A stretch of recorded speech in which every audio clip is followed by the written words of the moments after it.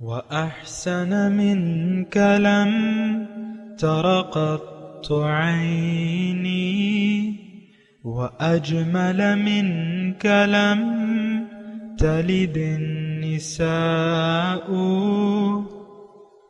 خلقت مبرأ من كل عيب خلقت مبرأ من كل عيب كأنك قد خلقت كما تشاء.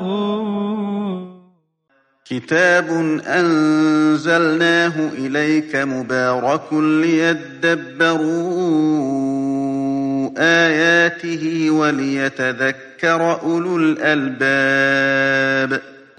یہ کتاب برکت والی ہے جسے ہم نے آپ کی طرف نازل فرمایا ہے تاکہ دانش مند لوگ اس کی آیتوں میں غور و فکر کریں اور نصیحت حاصل کریں. اللہم صلی علی سیدنا محمد وعلی آل سیدنا محمد بعدد کل ذرۃ مئۃ الف الف مرۃ.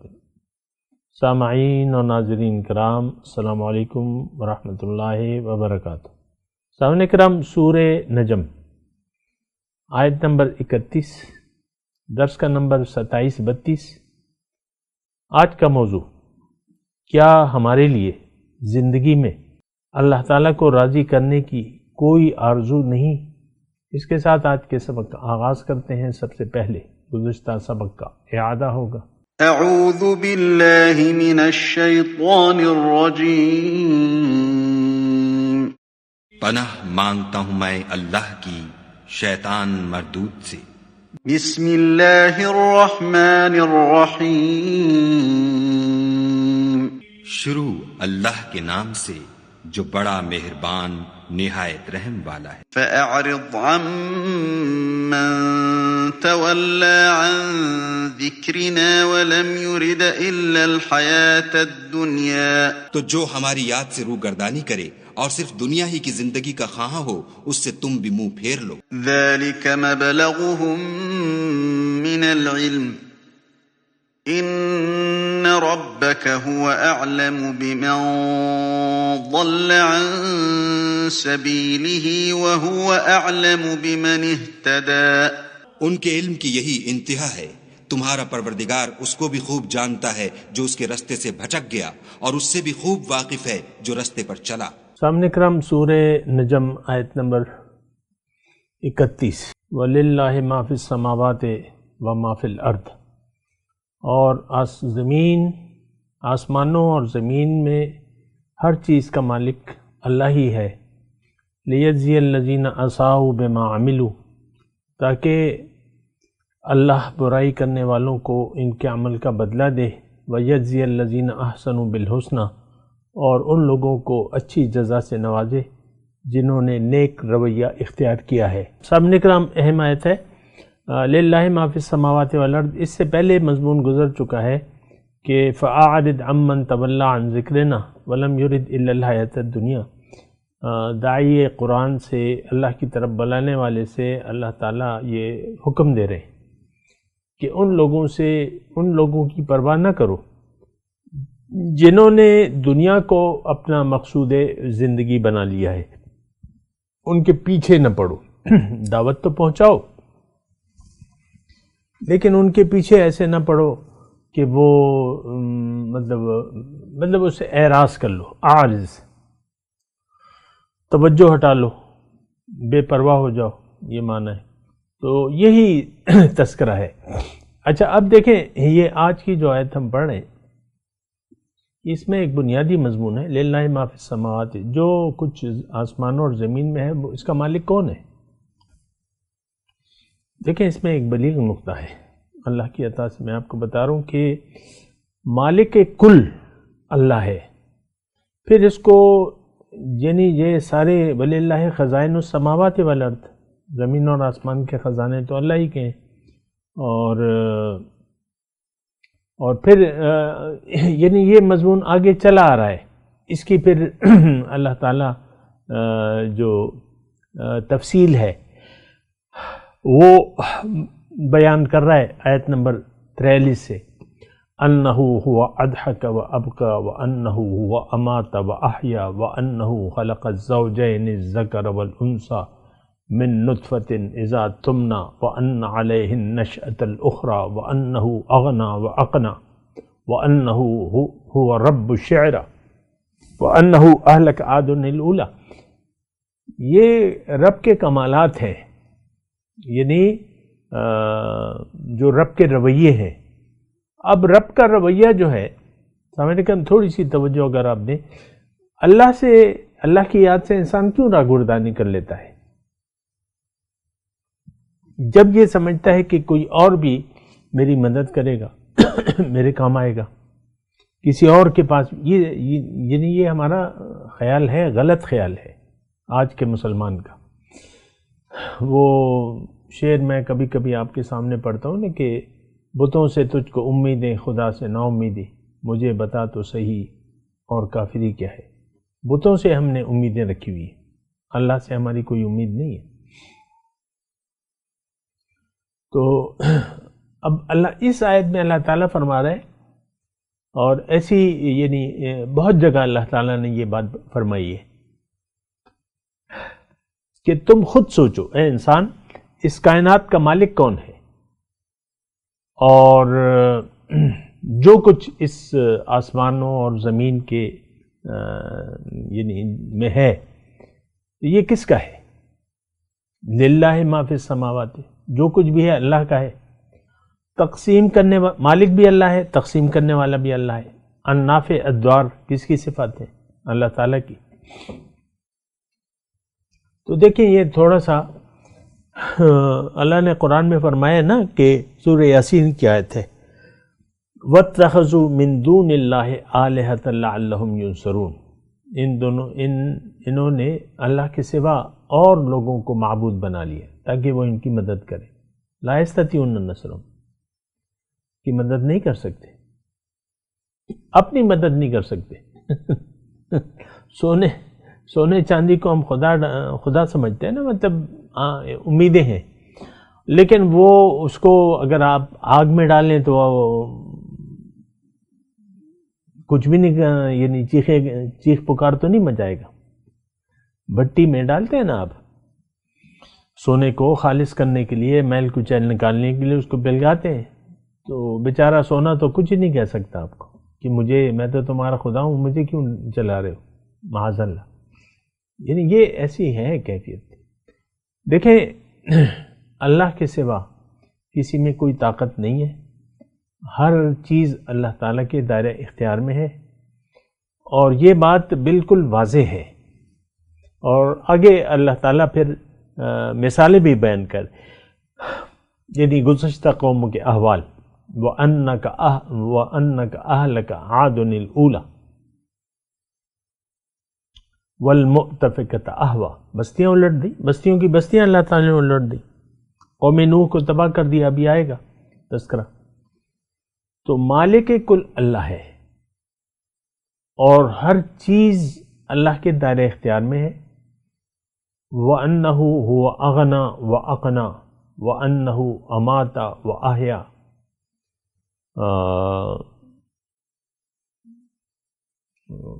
अभी आएगा सारा मज़मून, लेकिन इसमें यह है नुक्ता, देखिए नुक्ते को आप पकड़े ना, कि नुक्ता ये है कि हर चीज़ का मालिक तो एक अल्लाह की ज़ात है, और अल्लाह ही के दायरे इख्तियार में है। अल्लाह ही सब कुछ, सारी तक़सीम अल्लाह के हाथ में है, सारे ख़जाने अल्लाह के हैं, तक़सीम भी अल्लाह की है। तो फिर ये बात समझ में नहीं आती जो देने वाला है। मिसाल के तौर पे एक छोटी सी मिसाल कायम कर लेते हैं। आपका एक बैंक में अकाउंट है, अकाउंट आपका एक ही बैंक में है, पैसे एक ही बैंक में है आपके, तो आप किसी और बैंक से तो फिर जाके कुछ नहीं मांग सकते, आपका तो वहाँ अकाउंट ही नहीं है। मिसाल के तौर पे पाकिस्तान की मैं बात कर रहा हूँ, नेशनल बैंक में आपका अकाउंट है, वहाँ सारी आपकी मालो दौलत वहाँ जमा है मिसाल के तौर पे, तो आप हबीब बैंक में जाके वो नहीं चेक कैश करा सकते। चेक अगर कहीं कैश होगा तो वो नेशनल बैंक से ही होगा, کیونکہ وہی آپ کا مال. تو اسی طرح انسان کے فائدے اور نقصان کا اکیلا مالک اللہ ہے. پھر تو اللہ ہی سے مانگنا چاہیے، اللہ ہی سے توقع رکھنا چاہیے. یہ للہ ما فی السماوات و ما فی الارض یہ مضمون ہے. تو یعنی دیکھیں یہ مضمون جو ہے پچھلے مضمون سے جڑ رہا ہے. فَأَعْرِضْ عَمَّنْ تَوَلَّىٰ عَنْ ذِكْرِنَا، یعنی ہم نے تو اللہ کی یاد سے منہ موڑ لیا ہے. وَاتَّخَذُوا مِن دُونِ اللَّهِ آلِهَةً، اور لوگوں سے ہماری امیدیں ہیں. یہ بات غلط ہے. اس وقت تو دیکھیں جو کرنٹ موجودہ صورتحال ہے وہ یہ ہے کہ اللہ سے ہماری کوئی امید نہیں ہے.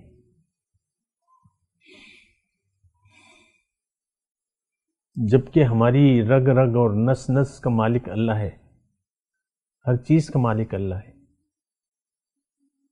اور اللہ کے حکم سے سب کچھ ہو رہا ہے. اس وقت آپ جو کھانا کھاتے ہیں اس کو ہضم کرنے کا حکم کس نے دیا ہے؟ جسم کو.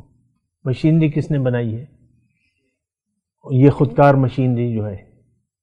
صبح آپ کھانا کھاتے ہیں اور پھر 8 گھنٹے میں وہ ہضم ہو جاتا ہے.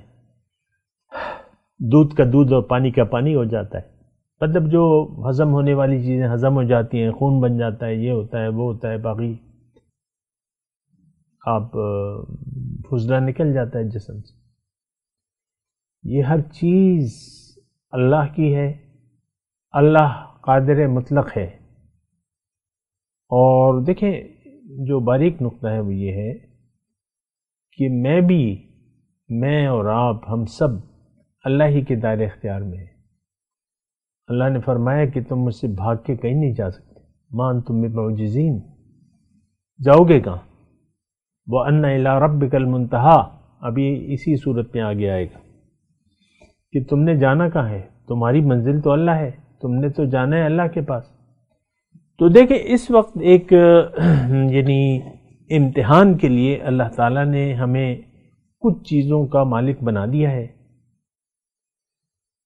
تو اب سمجھداری کی بات یہ ہے کہ ہم اس امانت میں خیانت نہ کریں، اور یہ جو اختیار اللہ تعالیٰ نے ہمیں دیا ہے وہ اللہ کو واپس دے دیں، اللہ پر بیچ دیں.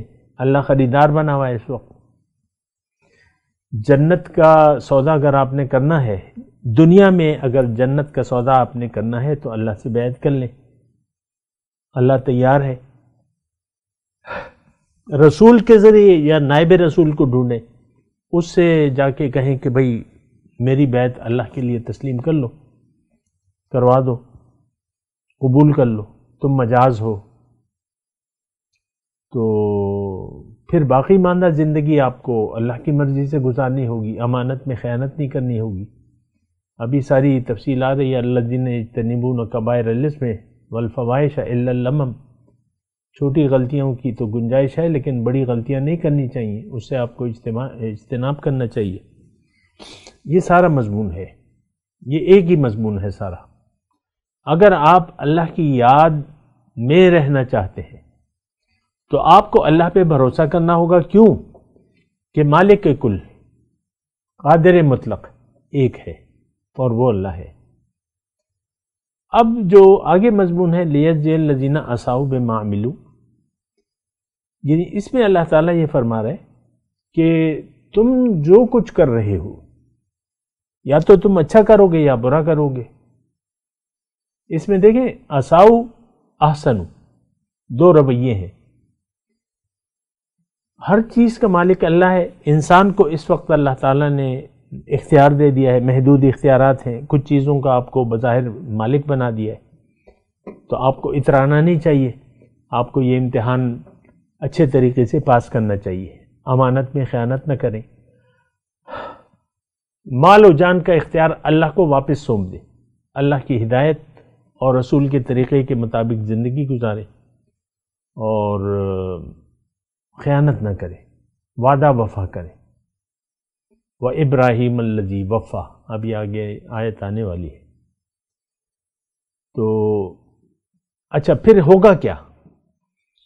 اگر آپ نے اعراض کر لیا اللہ کی یاد سے تو آپ کو اس کی پوری سزا ملے گی. اساؤ بما عملوا، کیونکہ اب تو آپ جو زندگی، دیکھیں یہ جملہ توجہ سے سنیں، اگر آپ نے اللہ سے ڈیل نہ کی، بیعت نہ کی، اللہ کے حکم کے سامنے سر نہ جھکایا، رسول کے طریقے کے مطابق زندگی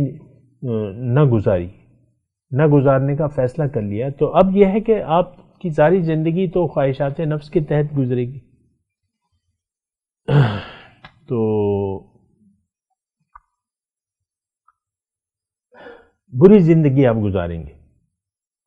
دیکھیں یہ ذرا توجہ کریں اس بات پہ جو میں آپ کو کہنے والا ہوں. یا تو دنیا میں آ کے انسان ایک اچھی زندگی گزارے گا یا بری زندگی گزارے گا. اگر اس نے اچھی زندگی گزارنے کا فیصلہ نہیں کیا، احسنو پہ میں بات کروں. اب حسن عمل کیا ہے کہ آپ اللہ تعالیٰ کی جو نعمتیں ہیں اس پر ملکیت کا دعویٰ نہ کریں، اس کو امانت سمجھیں، اور یہ جو کچھ بھی آپ کو عارضی اختیار دیا گیا یہ واپس اللہ کو دے دیں کہ اللہ مجھے نہیں چاہیے، میں تو اپنی مرضی سے زندگی نہیں گزاروں گا، میں تو آپ کی مرضی سے زندگی گزاروں گا اور آپ کو راضی کروں گا تاکہ میں جنت میں چلا جاؤں. اگر یہ ڈیل نہ کیا آپ نے تو آپ اچھی زندگی نہیں گزار سکتے. کہنے دیں مجھے، اگر اللہ سے بیعت نہ کی آپ نے تو ظاہر ہے کہ پھر آپ نے فیصلہ کر لیا ہے اپنے مرضی کے مطابق زندگی گزارنے کا. پھر آپ برا کر رہے ہیں، جو کچھ بھی کر رہے ہیں، چاہے نماز ہے، روزہ ہے، زکوٰۃ ہے، جو کچھ بھی ہے وہ برا ہے، کیونکہ آپ کی جو نیت ہے، ایک تو آپ ڈیل کرنے کے لیے تیار نہیں ہے، پھر دنیا میں رہنے کی نیت آپ نے دنیا کو بنا لی ہے. لم یرد الا الحیات الدنیا. تو اب آپ جو بھی کریں گے وہ برا ہوگا، نماز روزہ حج زکوٰۃ کے سمیت وہ برا ہوگا اور اچھا نہیں ہوگا. لیکن اگر آپ ایک ڈیل کر لیتے ہیں اللہ سے، مال و جان کا اختیار اللہ کو، یعنی اپنی مرضی سے زندگی نہ گزارنے کا ارادہ کر لیتے ہیں اور یہ اختیار اللہ کو واپس کر دیتے ہیں. واپس کرنے کا مطلب کیا ہے کہ آپ پھر اللہ کی مرضی سے زندگی گزاریں گے. جب آپ یہ ڈیل فائنل کر لیں، بیعت کر لیں، پھر کیا ہوگا؟ پھر آپ نے اپنی مرضی نہیں، پھر آپ نے اللہ کی مرضی اور رسول کا طریقہ. مختصر بات، جو مقامی طور پہ جو رہنما ہے وہ آپ کو اللہ کی مرضی اور رسول کا طریقہ ہی بتائے گا اور اس کو عمل کر کے بتائے گا آپ کو. اس میں کوئی ایسی تعصب کی بات ہے نہیں کہ بھئی بیعت نہیں. سادی سی بات ہے، جو رہنما ہے آپ کو رہنمائی دے گا، آپ اس کے پیچھے چل لیں گے. کیوں؟ کہ وہ اللہ کا بندہ ہے، وہ اللہ کے راستے پر ہے، سیدھے راستے پر ہے، تو آپ اس کے پیچھے چلیں گے، اس کو رہنما. پھر جو بھی تقاضے ہیں آپ کو پورے کرنے ہوں گے. تو یہ جو 31 نمبر آیت ہے، یا تو آپ اچھا کر رہے ہیں اور اگر اچھا نہیں کر رہے تو برا کر رہے ہیں. اچھا کرنے کا پتہ کیسے چلے گا؟ کہ آپ نے اپنی مال و جان کا اختیار اللہ پہ بیچ دیا، بیعت کر لی اللہ کے رسول، نائب رسول سے، اور اب آپ اللہ کی مرضی سے زندگی گزاریں گے. دیکھیں بالکل سیدھی سادی بات ہے، اس میں کوئی فرقہ واریت نہیں ہے اور نہ کوئی ایسی کوئی الگ چیز ہے. دین اسلام ہے. دیکھیں اصل اطیعوا اللہ و اطیعوا الرسول ہے. وَأُولِي الْأَمْرِ مِنْكُمْ، جو رہنما ہے وہ اولی الامر میں آ جاتا ہے.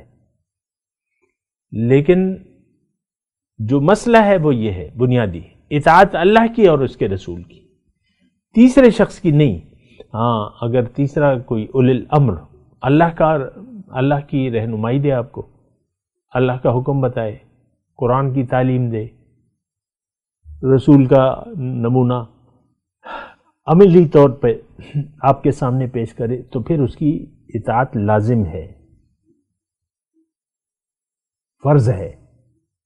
دیکھیں اگر ایک ہندو آپ کو نماز کا کہتا ہے کہ جاؤ اذان ہو گئی ہے نماز پڑھ لو، تو آپ پہ اس ہندو کا کہنا ماننا لازم ہے، کیونکہ نماز کا وقت ہو گیا ہے، نماز تو پڑھنی ہے. تو اسی طرح یہ رہنما ہے ہمارے، یہ رہنمائی کا کام کرتے ہیں، اللہ کی طرف دعوت دیتے ہیں. اللہ کا راستہ بتاتے ہیں، بلکہ اپنے عملی طور پہ ان کی زندگی ایک نمونہ ہے. آپ کے لیے ان کی زندگی میں ایک نمونہ ہے. کیوں؟ کہ آپ کی زندگی کے لیے تو اللہ تعالیٰ نے رسول کا نمونہ بنا دیا ہے. اب رسول کی ذات تو ہے نہیں، اور وہ شخص رسول کے طریقے سے واقف ہے، تو آپ کو وہ ایک عمل کر کے بتائے گا حضور صلی اللہ علیہ وسلم کے طریقے کا. اب ان کے رویے کیا تھے، طریقہ کیا تھا، سوچ کیا تھی، اعمال کیسے تھے، یہ بندہ لازمی طور پہ اطاعت رسول کا ایک نمونہ آپ کے سامنے پیش کرے گا. عملی طور پہ چلے، اس کے پیچھے چلے، اس کا اتباع کرے. اتباع شیخ کہا جاتا ہے. شیخ کا اتباع دراصل اتباع رسول ہی ہے. یہ بات نوٹ کر لیں، اس میں کوئی ایسی مشکل بات نہیں ہے، کیونکہ شیخ رسول کے راستے پر ہے اور رسول اللہ کے راستے پر ہے. انک علی صراط مستقیم بات تو ہے. دیکھیں، اولی الامر کی اطاعت کا حکم ہے، لیکن ایک بات بار بار میں کہہ رہا ہوں کہ اگر وہ کوئی ڈبہ پیر ہے، پھر آپ نے سوچنا ہے، سمجھنا ہے، کیونکہ بہت سے یعنی غلط رہنما ہوتے ہیں اور وہ دعویٰ تو کرتے ہیں لیکن ہوتے تو نہیں ہیں، گدی نشین ہوتے ہیں. تو گدی نشین تو ضروری نہیں ہے کہ وہ حق پیر ہو، حق مرشد ہو. وہ تو باپ نے اس کو گدی پہ بٹھا دیا ہے تو ٹھیک ہے، ساری گدی نشینیاں چلی آ رہی ہیں. ہو سکتا ہے ان میں کچھ ہو، لیکن عام طور پہ تو یہ گدی نشینے کے سسٹم ہے. باپ مرا تو بیٹا اس کا گدی نشین ہوگا. اچھا، بہرحال میں اپنے مضمون کی طرف آتا ہوں. لیجزی الذین اساءوا بما عملوا ویجزی الذین احسنوا بالحسنى. نیکوکاروں کو ان کی نیکی کا اچھا بدلہ دے گا اللہ تعالیٰ، اچھی جزا سے نوازے گا. اس میں ایک جملہ یعنی ایک اضافی نوٹ میں آپ سے کہہ دوں کہ روزے یعنی جزائے اعمال صرف آخرت تک محدود نہیں ہے، صرف قبر تک محدود نہیں ہے، بلکہ اس کی شروعات ہو جاتی ہیں آپ کی اپنی زندگی میں. یا تو آپ ایک اچھی زندگی گزار رہے ہیں یا بری زندگی گزار رہے ہیں، یا خوشحال زندگی گزار رہے ہیں یا بدحال زندگی گزار رہے ہیں. اس میں پیسوں کا کوئی لینا دینا نہیں ہے. ہو سکتا ہے آپ کے اکاؤنٹس بھرے ہوں، تجوریاں بھری ہوں، لیکن آپ کا حال بدحال ہو. من اعرض عن ذکری فإن له معیشۃ ضنکا. جس نے بھی میری یاد سے منہ موڑ لیا تو اس کی زندگی تنگ ہوگی، خوش نہیں رہ سکے گی. کیونکہ دیکھیں، اللہ کی یاد سے تو اس نے منہ موڑ لیا ہے.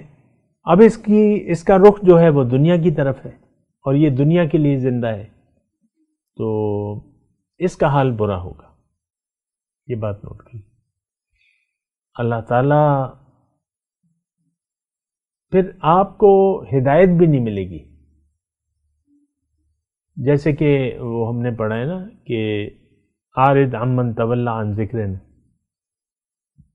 اگر آپ نے دنیا کی طرف رخ پھیر لیا، پھر حکم الہی کی طرف جو اللہ والے لوگ ہیں آپ سے توجہ ہٹا لیں گے، آپ کو آپ کے حال پہ چھوڑ دیں گے. یہ تو حدیث کا مضمون ہے کہ حضور صلی اللہ علیہ وسلم نے فرماتے ہیں کہ جس نے اپنے تمام فکروں کو مٹا کے ایک فکر بنا لیا، آخرت کی فکر، اللہ تعالیٰ اس کی تمام فکروں کے لیے کافی ہو جائے گا. لیکن اگر کسی نے ایسا نہ کیا اور دنیا کے پیچھے پڑ گیا، وَمَن تَشَبَّعَ بِالْهُمُومِ لَا يُبَالِ اللَّهُ بِأَيِّ وَادٍ هَلَكَ. پھر اللہ پرواہ نہیں کرے. لا یبال اللہ. لیکن اللہ بھی ایسا ہے کہ وہ پرواہ نہیں کرے گا. لا یبال اللہ. بہت ہی نازک موڑ ہے یہ دنیا جو ہے. یہ دراصل پل صراط ہے. آپ کو دیکھ بھال کے خوب سوچ سمجھ کے زندگی کے فیصلے لینے ہیں. دیکھیں، دنیا میں بھی بعض اوقات ایسے آ جاتے ہیں کہ ہم فیصلے غلط کر لیتے ہیں. اور رویے غلط اختیار کر لیتے ہیں تو اس کے نتائج، یعنی نتائج سے بے خبر ہو کے ایسے رویے اختیار کر لیتے ہیں جو بعد میں نقصان دہ ثابت ہوتے ہیں۔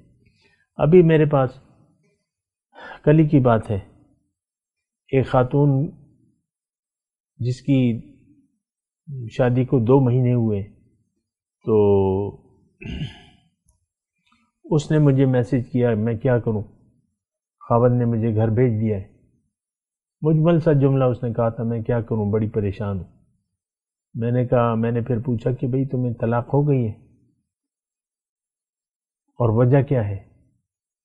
تو اس نے کہا کہ میں بس حالات ایسے ہو گئے تھے 2 مہینوں میں کہ ساس نے اور اس کے بیٹے نے مجھے گھر بھجوا دیا، طلاق بھی نہیں دی، اب وہ مجھے لے جا بھی نہیں رہا اور طلاق بھی نہیں دے رہا، بس آ بھی نہیں رہا چھوڑ بھی نہیں رہا۔ میں نے کہا اب میں کیا کروں؟ اب یہ میں نے کوئی نام وغیرہ نہیں، یہ ہمارے معاشرے کا حصہ ہے۔ اب یہ بیگم صاحبہ جو جاتی ہیں وہ تو ایک پورے ان کا ذہن میں نقشہ ہوتا ہے میں شوہر کو قابو کروں گی، ساس کی بات نہیں مانوں گی، اور بس میں آج کل ہمارے ڈراموں میں یہی سکھائے جا رہے ہیں، ساس کو جو ہے بیوی جواب دیتی ہے میں اس لیے نہیں آئی ہوں، میں گول روٹیاں نہیں پکاؤں گی، میرا یہ کام نہیں ہے، ایسا ہوتا ہے۔ تو بہرحال 2 مہینے میں وہ واپس آ گئی۔ اب وہ کہہ رہی تھی کہ بھئی میں شادی میں بھی بڑا خرچہ ہو گیا، جو میری امی نے کیا ہے سارا خرچہ ابو نے نہیں کیا، بہرحال جو بھی ان کے حالات تھے۔ تو یہ دیکھیں دنیا میں ہم ایسے رویے اختیار کر لیتے ہیں جس سے ہمارا رب ناراض ہو جاتا ہے اور وہ ہمیں چھوڑ دیتے ہیں ہمارے حال پہ، ہمارے حال پہ برے حال پہ چھوڑ دیتا ہے۔ جیسے کہ یہاں اپنے رسول کو اللہ تعالیٰ فرما رہے اعرض عمن تولی عن ذکرنا لم یرد الا الحیاۃ الدنیا ونذرہم فی طغیانہم یعمہون نولہ ما تولی ونصلہ جہنم۔ قرآن کو پڑھیں نا آپ، اللہ نے فرمایا نولہ ما تولی، یہ اگر ہم اس کو پھیر دیں گے جس طرف یہ پھر گیا، ٹھکانہ اس کا جہنم ہے۔ پھر دوسری نظرہم فی طغیانہم یعمہون، ان کو میں ان کی جو سرکشی میں ہے میں چھوڑ دیتا ہوں۔ اللہ معافی، اللہ آپ کی پرواہ چھوڑ دے،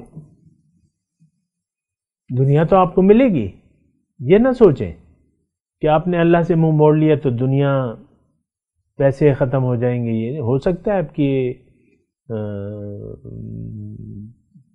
نہیں ہو نہیں سکتا۔ اللہ نے فرمایا کہ میں تمہیں دنیا میں کٹوتی نہیں کروں گا، اِنَّا لَمُوَفُّوهُمْ نَصِيبَهُمْ غَيْرَ مَنْقُوصٍ، میں تمہارے اعمال جو بھی دنیا تمہارا نصیب ہے میں دوں گا۔